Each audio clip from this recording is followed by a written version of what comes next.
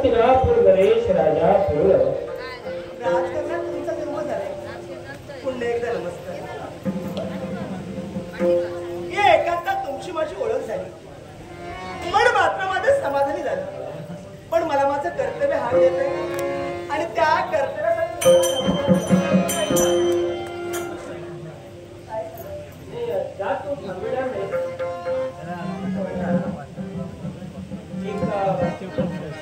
विचारायचं आणि मला असं काय विचारायचं? नको विचारायचं नाही, सांगायचं सांगायचं नाही. तुम्ही आधी ठरवा विचारायचंय की सांगायचंय. तेच कळत नाही. विचारू की सांगा. लक्षात आलं की हा सांगा ना, काय सांगायचंय? लवकर सांगा काय. नाही विचार विचारा. नाही सांगतो. मी पाया पडते. तुम्हाला जे काही सांगायचं असेल, जे काही विचारायचं असेल, लवकर विचारा. मला जाऊ दे. फार छान दिसतेस. एवढंच? लग्न करशील माझ्याशी? काय बोलताय काय तुम्ही? ज्यावेळी तुला प्रथम पाहिजे तुझ्या नेत्रातून सुटणारे निर्माण माझ्या नेत्राला भेटे. तुझ्या हृदयात ओघळणारी प्रेम कली पुष्प रूपानं माझ्या हृदयात फुलली आणि मनातील इतभूत ओठांच्या पाकळीतून मुल्लरली. लग्न करशील का माझ्याशी? हो, दोष मी तुम्हाला देणार नाही. हे सौंदर्य आपण पाहिलं. आपण माझ्यावरती मोहित झाला. तुमची इच्छा आहे माझ्याशी लग्न करावं, पण ही तुमची इच्छा मी पूर्ण करू शकत नाही. क्षमा करा. मला माझं कर्तव्य हाक देते आणि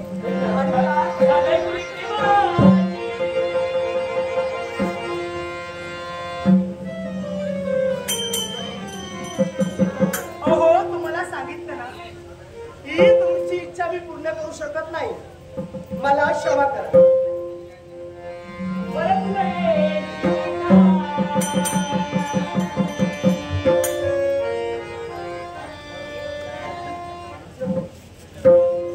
एकदा सांगून तुम्हाला कळत नाही.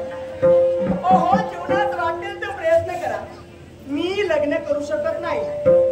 परत परत हात देऊ नका. आता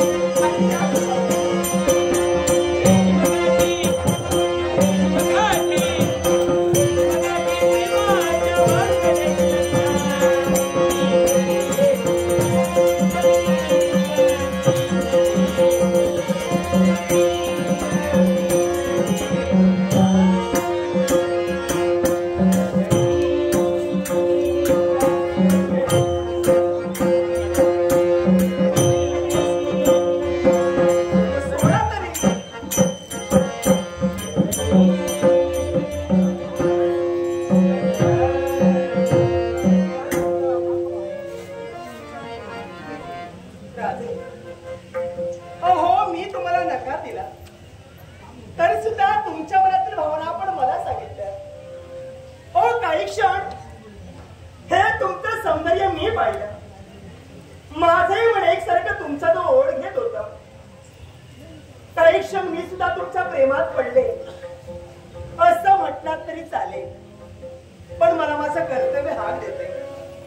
फार मोठी जबाबदारी माझ्या माती आहे आणि म्हणून ही तुमची लग्नाची इच्छा आहे ना, मी पूर्ण करू शकत नाही. क्षमा करा मला. आमच्यात काही कमी नाही हो. अहो, तुमच्यात कमी असं काहीच नाही, पण मी लग्नाला नकार देते ना, याच्या मुळाशी कारण फार वेगळं आहे. ऐकूया. अहो, संप्रत माझी ओळख राजे कदाचित तुम्हाला नसेल. अहो, मी इतकी नव्हे, स्वर्ग साम्राज्यात माझं वसतिस्थान आहे. मी एक देवतत्व आहे, एक देवतातील घटक आहे, अष्टरंभातील एक रंभा आणि नाव माझं उर्वशी असेल. मग हा तर तुमचा शर्करा योग आहे. पण हस्तिनापुराची ज्या राजकत्र निर्मिती केली ते राजकत्राच्या सोमदत्त यांचा सुद्धा विवाह देवतांशी संबंध असलेल्या कन्येशी झाला आणि तोच योगायोग जर का आमच्या जीवनात असेल तर हा दुग्ध शर्करा योग नाही का? ओहो, मागील इतिहास मला सुद्धा कळतोय, पण मी नकार का देते याच्यामुळे अशी कारण कोणतं असेल आणि ते जर कारण तुम्हाला ऐकायचं असेल मग राहते ऐकायला. अहो, स्वर्ग साम्राज्यात दर 6 महिन्यांनी षण्मासचा दरबार भरला जातो. गर्भसभा. हो, आणि त्या षण्मासच्या दरबारी अष्टरंभांचं नृत्य आणि गंधर्वांचं गायन हा आविष्कार चालूच असतो. ऐकलं मी गुरुजनांकडे. पण त्या स्वर्ग साम्राज्यात त्या षण्मासच्या दरबारी ना आम्ही एक नाटिका बसलेली आहे. नाटक? एक नाटक बसलेलं आहे. स्वर्ग दरबारी? स्वर्ग दरबारी. आणि त्या नाटकात एक महत्वाची भूमिका माझी आहे. महत्वाची? एवढंच नव्हे तर त्या नाटकाची रंगीत तालीम स्वर्ग साम्राज्यात चालू आहे आणि मी समजा तिथे गेली नाही, हे नाटक काही होऊ शकत नाही. म्हणजे तुम्ही नाही तर नाटक नाही? सारं काही माझ्यावरती अवलंबून काय आहे. म्हणता? आणि म्हणून या तुमच्या लग्न बंधनात, या तुमच्या प्रेमात मला अडकायचं नाही. मला क्षमा करा. काय हो? पूर्ण नाटक तुमच्यावर अवलंबून आहे. हो. नाट्य प्रयोगात महत्वाची भूमिका तुमची आहे. खरंय. रंगीत तालीम स्वर्गात चालू आहे. तालीम चालू आहे. नाटक तुम्ही नाही तर नाटक होणार नाही. होऊ शकत नाही. हो. काय हो? काय ते? एवढी महत्वाची महत्वपूर्ण भूमिका जबाबदारी तुमची कोणती करू शकेल का? सांगेल ना. अहो, माझ्या वाटेला जी भूमिका आली ना ती साक्षात लक्ष्मी माता. ही भूमिका माझ्या वाटेला आली आहे आणि ती भूमिका सादर करणं हे माझं कर्तव्य आहे आणि म्हणून मला जायचंय. क्षणभर आम्ही तुमचं संरक्षण केलं आणि आमचं प्रेम पुष्प तुमच्या चरणाची वाहिलं. क्षणभर तुम्ही त्याचा स्वीकार सुद्धा केला. दुसऱ्या क्षणाला तुम्हाला तुमच्या कर्तव्याची आठवण झाली. तीच तुम्ही आम्हाला करून दिला आणि तुम्हाला आमच्या प्रेमात अडतो. आम्ही सुखी राहू शकतो, पण दैवी तत्वात बाधा निर्माण केल्याचं पातक मात्र आमच्या माती लागणार आणि ते आम्हाला करायचं नाही. आणि म्हणून राजा पुरावा प्रेमात एक पाऊल मागे तुमच्या कर्तव्याला प्रदान दे हा सुद्धा गोड विरोध तुम्हाला देतोय. फार समजूतदार आहात आणि त्यापेक्षाही फार मोठं मन आहे तुमचं. मला समजून घेतलात ना त्याबद्दल तुमचे एकदा धन्यवाद. मला जायचंय. देवाचा वाढ बघताय आणि रंगीत तालीम चालू आहे आणि वेळेवरती मला तिथे हो, ऐका ना. आता काय झालंय? नाही, हो, तुम्हाला सांगितलं ना, नाटक म्हटल्यानंतर रंगीत तालीम महत्वाची आहे. तालमीला तुम्ही जा, तालीम त्याबद्दल मी तुम्हाला थांबवणार नाही. तालीम नाही तर नाटक होऊ शकत नाही आणि म्हणून मला जायचंय. का थांबलेला? तुम्ही आता जी नाट्यप्रयोगाची एकंदरीत पार्श्वभूमी मला सांगितलं, आमची सुद्धा उत्कंठा वाढू लागली. काय सांगता? हा, आता अगदी 2-3 दिवसानंतर शर्माचा दरबार असेल. हो, तिथं तुमचा नाट्यप्रयोग असेल. असेल. शर्माच्या दरबारी मला एक जागा मिळेल का नाटक बघायला? हे आता सांगताय? अगोदर सांगावं लागेल की का? हो, मला सांगा. देवसंख्या एवढी फार मोठी आहे. प्रत्येक देवता आपापल्या जागी विराजमान आहे. एखादा गैरहजर राहिला तर? आमच्या इकडे गैरहजर कुणी राहत नाही. काय म्हणता? कुणीच राहत नाही. सारे जण हजरच असतात आणि हजर का राहतील? देव दरबारात आमचा पहिलाच प्रयोग म्हटलात तरी चालेल. आणि प्रत्येक देवतेला हे नाटक बघायचं आहे तेव्हा देवता गैरहजर मात्र राहू शकत नाही आणि तुमची इच्छा काही पूर्ण होऊ शकत नाही. मला क्षमा करा, जाऊ द्या आता मला. काय झालंय काय? सांगितलं ना तुम्हाला, इच्छा पूर्ण होऊ शकत नाही. जागा मिळणार नाही ठीक आहे, पण मला विश्वास आहे, मला खात्री आहे ज्या अर्थानं तुम्ही तुमची भूमिका मला स्पष्ट करून सांगितलात त्या अर्थानं तुमचा नाट्यप्रयोग हा यशस्वी होणारच. तुमचा विश्वास आहे? नक्की. आणि हा जर का नाट्यप्रयोग तुमचा यशस्वी झाला तर पुन्हा सामान्य निशर्माचा दरबार बनेल, तेव्हा सुद्धा तुमचा नाट्यप्रयोग नक्कीच असणार. यशस्वी झाला तर परत करू ना. मग तेव्हा माझी जागा राखून ठेवा. 6 महिने अगोदर आता सांगतोय. बरीच आवड आहे तुम्हाला नाटकाची. हो, मी नाट्यरसिक आहे.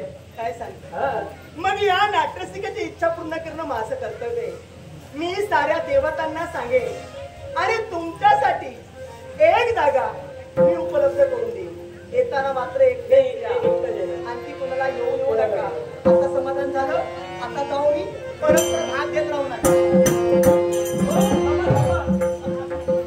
झालंय काय तुम्हाला? सांगितलं ना, एक जागा तुमच्यासाठी मी उपलब्ध करून देईन. पण त्याला 6 महिने जातील, तेवढी कळ सोसवत नाही. कळ सोसावी लागेल. हाडाचा नाट्यरसिक आहे. हाडाच्या? आता मी काय करू? तुमचा फक्त एक निरोप खाली येऊ दे. निरोप? असा कोणता? कुणाकडेही पाठवा, पण तो निरोप आजच्यापर्यंत पोहोचू द्या. स्वर्गात तुमचा नाट्यप्रयोग कसा झाला हा निरोप फक्त आमच्यापर्यंत पोहोचू द्या. स्वर्गात जर का तुमचा एक नाट्यप्रयोग यशस्वी झाला, भूतलावर आम्ही तुमचे 2-3 नाट्यप्रयोग ठेवू. काय सांगतो? बरेच प्रयत्न येतो आमच्यासाठी. तुमच्यासाठी इथं पण नाट्यप्रयोग सादर करू. पण जरा वेतनात अहो, एक देवरत्न मी आहे, एक देवतत्व मी आहे आणि देवतत्वाचं संरक्षण तुम्ही केला. अहो, वेतनाचं काय होत आहे? तुमच्यासाठी मोफत नाही, आमच्यासाठी मोफत. हो, मोफत करू. देवसेवा म्हणून. मग तर झालं ना. आता जाऊ मी.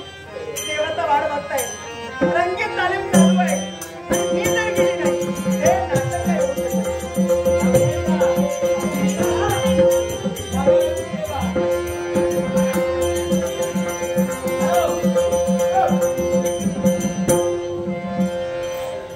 समाधान वाटलं. एका दैवी तत्वाचं संरक्षण आमच्याकडे झालं. क्षणभर आम्ही सौंदर्यावर मोहित झालो, आमचं प्रेम पुष्पच्या चरणावर रचलं. पण दुसऱ्या क्षणी ज्यावेळी आम्हाला जाणीव झाली तिच्या कर्तव्याची, त्यावेळी तिच्या कर्तव्याला प्राधान्य देत आम्ही आमच्या प्रेमात एक पाऊल मागे आलो.